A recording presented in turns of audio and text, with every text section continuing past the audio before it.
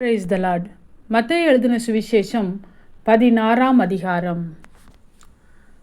பரிசேயரும் சதுசேயரும் அவரை சோதிக்கும்படி அவரிடத்தில் வந்து, வானத்திலிருந்து ஒரு அடையாளத்தை தங்களுக்கு காண்பிக்க வேண்டும் என்று கேட்டார்கள். அவர்களுக்கு அவர் பிரதியுத்தரமாக, அஸ்தமனமாகிற போது செவ்வானம் இட்டிருக்கிறது, அதனால் வெளி வாங்கும் என்று சொல்லுகிறீர்கள். உதயமாகிற போது செவ்வானமும் மந்தாரமுமாயிருக்கிறது, அதனால் இன்றைக்கு காற்றும் மழையும் உண்டாகும் என்று சொல்லுகிறீர்கள். மாயக்காரரே, வானத்தின் தோற்றத்தை நிதானிக்க உங்களுக்கு தெரியுமே, காலங்களின் அடையாளங்களை நிதானிக்க உங்களால் கூடாதா? இந்த பொல்லாத விபச்சார சந்ததியார் அடையாளம் தேடுகிறார்கள். யோனா தீர்க்கதரிசியின் அடையாளமே அன்றி வேறே அடையாளம் இவர்களுக்கு கொடுக்கப்படுவதில்லை என்று சொல்லி அவர்களை விட்டு புறப்பட்டு போனார். அவருடைய சீஷர்கள் அக்கரை சேர்ந்தபோது அப்பங்களை கொண்டு வர மறந்து போனார்கள். இயேசு அவர்களை நோக்கி, பரிசேயர் சதுசேயர் என்பவர்களின் புளித்த மாவை குறித்து எச்சரிக்கையாய் இருங்கள் என்றார். நாம் அப்பங்களை கொண்டு வராதபடியால் இப்படி சொல்லுகிறார் என்று அவர்கள் தங்களுக்குள்ளே யோசனை பண்ணி கொண்டார்கள். இயேசு அதை அறிந்து, அற்ப விசுவாசிகளே, அப்பங்களை கொண்டு வராததை குறித்து நீங்கள் உங்களுக்குள்ளே யோசனை பண்ணுகிறது என்ன? இன்னும் நீங்கள் உணரவில்லையா? 5 அப்பங்களை 5000 பேருக்கு பகிர்ந்ததையும், மீதியானதை எத்தனை கூடை நிறைய எடுத்தீர்கள் என்பதையும், 7 அப்பங்களை 4000 பேருக்கு பகிர்ந்ததையும், மீதியானதை எத்தனை கூடை நிறைய எடுத்தீர்கள் என்பதையும் நீங்கள் நினைவு கூறாமல் இருக்கிறீர்களா? பரிசேயர் சதுசேயர் என்பவர்களின் புளித்த மாவுக்கு எச்சரிக்கையாய் இருக்க வேண்டும் என்று நான் சொன்னது அப்பத்தை குறித்து சொல்லவில்லை என்று நீங்கள் உணராதிருக்கிறது எப்படி என்றார். அப்பொழுது அவர் அப்பத்தின் புளித்த மாவை குறித்து எச்சரிக்கையாய் இருக்க வேண்டும் என்று சொல்லாமல், பரிசேயர் சதுசேயர் என்பவர்களின் உபதேசத்தை குறித்தே அப்படி சொன்னார் என்று அறிந்து கொண்டார்கள். பின்பு இயேசு பிலிப்பு செசரியாவின் திசைகளில் வந்தபோது தம்முடைய சீஷரை நோக்கி, மனுஷகுமாரனாகிய என்னை ஜனங்கள் யார் என்று சொல்லுகிறார்கள் என்று கேட்டார். அதற்கு அவர்கள், சிலர் உம்மை யோவான் ஸ்நானன் என்றும், சிலர் எலியா என்றும், வேறு சிலர் எரேமியா அல்லது தீர்க்கதரிசிகளில் ஒருவர் என்றும் சொல்லுகிறார்கள் என்றார்கள்.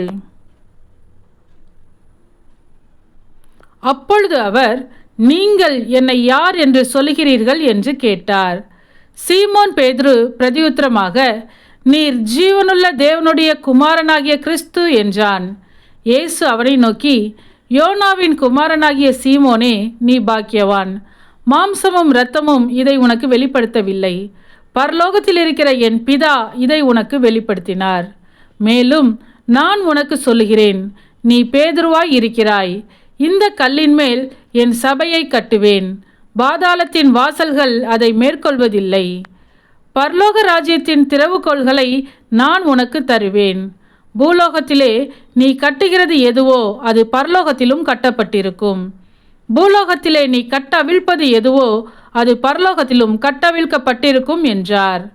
அப்பொழுது தாம் கிறிஸ்துவாகிய இயேசு என்று ஒருவருக்கும் சொல்லாதபடிக்கு தம்முடைய சீஷர்களுக்கு கட்டளையிட்டார்.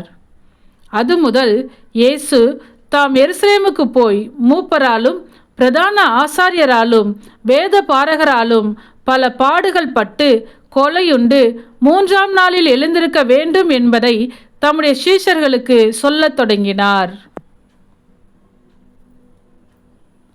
அப்பொழுது பேதுரு அவரை தனியே அழைத்து கொண்டு போய், ஆண்டவரே, இது உமக்கு நேரிடக்கூடாதே, இது உமக்கு சம்பவிப்பதில்லை என்று அவரை கடிந்து கொள்ளத் தொடங்கினான். அவரோ திரும்பி பேதுருவை பார்த்து, எனக்கு பின்னாக போ சாத்தானே, நீ எனக்கு இடரலாய் இருக்கிறாய், தேவனுக்கு ஏற்றவைகளை சிந்தியாமல் மனுஷருக்கு ஏற்றவைகளை சிந்திக்கிறாய் என்றார்.